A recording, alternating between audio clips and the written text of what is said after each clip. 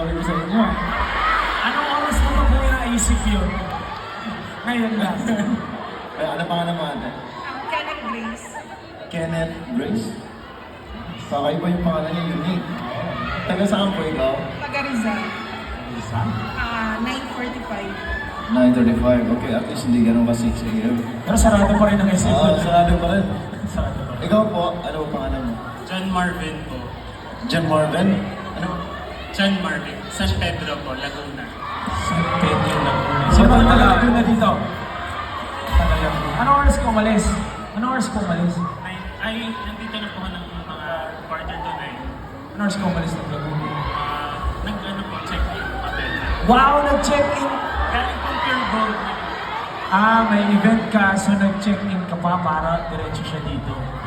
Alright. Maraming salamat. Sulit naman ang tanong mo kasi syempre na-meet mo syempre ang idol mo. Alright! Ready ka na? Ready na? Ready na ba kayo ate? Ready na kayo? Ready ka na John Marvin?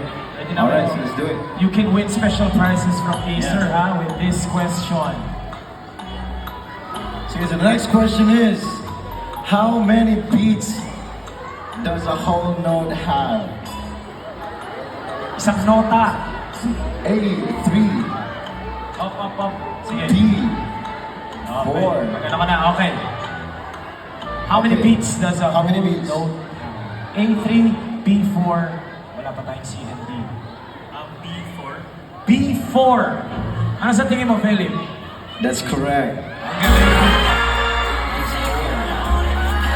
Galing ha. Musically inclined ka pala. Okay.